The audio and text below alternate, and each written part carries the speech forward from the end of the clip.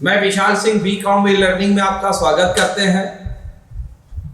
आज हम आप कंपनी एक्ट 2013 में right and liability of miss statement in prospectus सबसे फर्स्ट दो स्टेप में मैं आपको बताना चाहूंगा।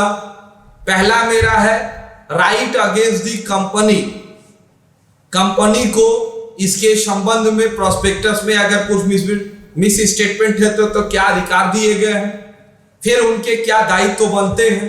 दायित्व को दो भागों में, एक क्रिमिनल लाइबिलिटी एक सिविल लाइबिलिटी के विषय में बताया जाएगा। फर्स्ट आपको बताएंगे राइट अगेंस्ट दी कंपनी के विरुद्ध अधिकार, किसी भी कंपनी के डायरेक्टर के ऊपर यह अधिकार प्राप्त होंगे। Right of the rescission of the contract, अनुबंध विखंडित करने का अधिकार, अनुबंध छोड़ने का अधिकार। कोई भी कॉन्ट्रैक्ट प्रोस्पेक्टस के थ्रू हम कंपनी से कॉन्ट्रैक्ट ही करते हैं एक प्रकार का। इस कॉन्ट्रैक्ट में यदि मुझे कोई भी शेयर का लॉस होता है तो हम अलॉटमेंट मनी से अपनी शेयर वापस ले सकते हैं। दूसरा, कंपनी को भी यह अधिकार दिया गया है कि उसे यदि किसी प्रकार से कोई नुकसान की क्षति प्राप्त होती है तो वो भी अपनी राशि को अगर दे दिया है कुछ तो उसे पुनः प्राप्त करने का अधिकार। लेकिन कुछ कंडीशन में in the right of the rescission of the contract, कब ये विखंडन समाप्त माना जाएगा, कब आप अपने पैसे की मांग नहीं कर सकते। जब भी कोई भी share first time period share आपको यदि आपको कोई इशू किया गया, अगर आपको उसमें कुछ मिस स्टेटमेंट है तो एक लिमिटेड टाइम के अंतर्गत आप कार्रवाई कर सकते हैं। यदि लिमिटेड समय में आप कार्रवाई नहीं करते हैं तो उसके आप अधिकारी नहीं माने जाएंगे। रिसीजन ऑफ द वाइंड अप, अब मान किससे करेंगे कि कंपनी ही बंद हो गई, वाइंड अप हो गया। आप सोचे कि आज करेंगे कल करेंगे, पता चला कि कंपनी समापन की तरफ जा रही है, तब पर भी आप अपने डिमांड्स नहीं कर सकते। Miss statement of the deemed means कभी कभी ऐसा होता है कि प्रोस्पेक्टस में डबल सीक्वेंस के अर्थ दिए रहते हैं।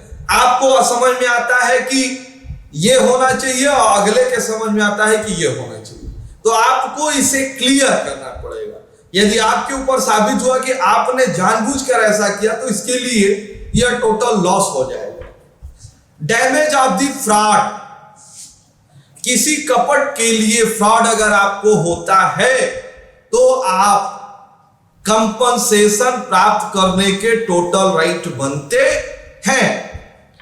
लेकिन नेक्स्ट में आप किन व्यक्तियों को अधिकार है, किनके ऊपर ये क्लेम आप कर सकते हैं, ये जानना आवश्यक है। इसके लिए मैं आपको बताऊं, right against director, promoter and the other person, किसी भी उन स्पेशल पर्सन जो कंपनी द्वारा अपॉइंटमेंट होते हैं उनको हम लाइबल मानते हैं।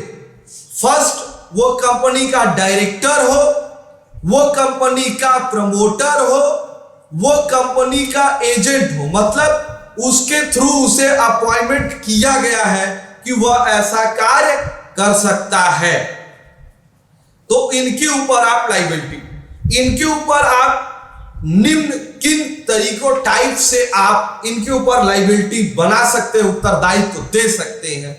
फर्स्ट, फ्रॉड के रूप में। सेकंड, सिविल वायर दायर कर सकते हैं। नेक्स्ट, क्रिमिनल वायर दायर कर सकते हैं।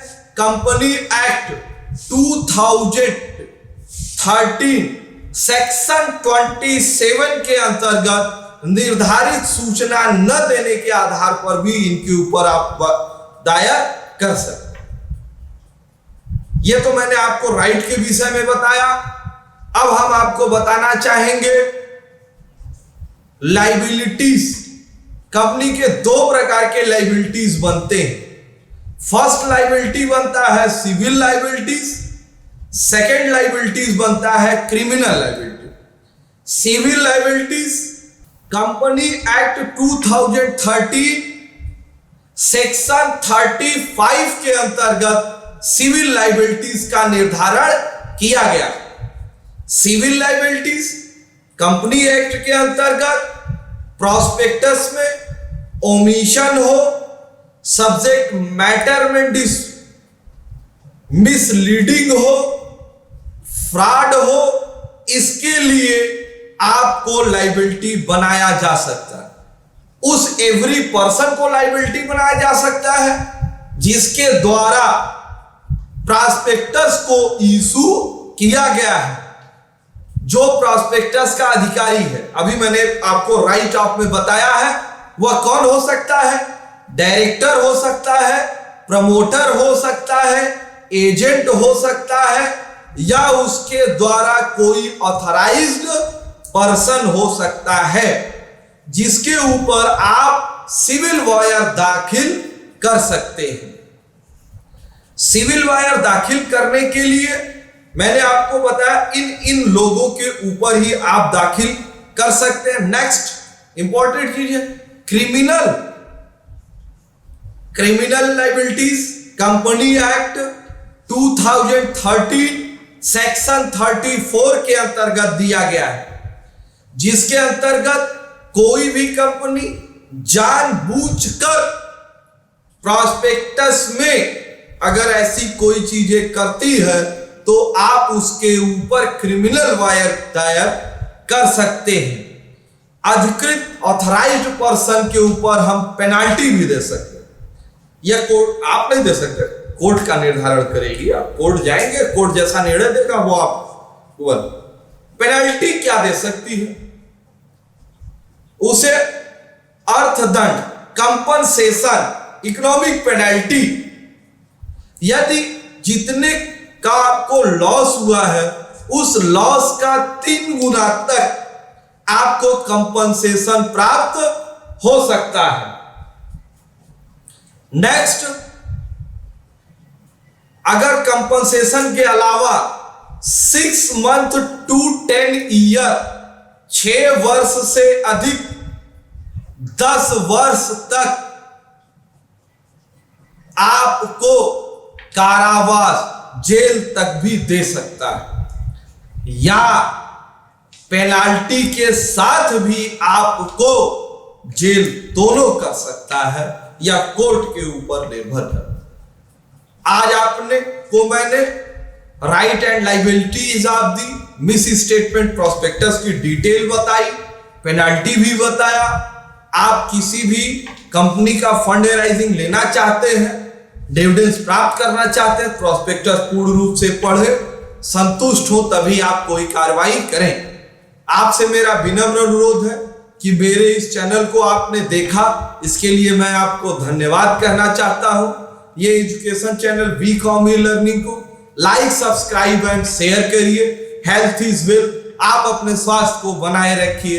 बेल आइकन का बटन दबाना न भूलें, क्योंकि मेरी फर्स्ट वीडियो जो भी आए उसको आप तुरंत प्राप्त कर लो। धन्यवाद।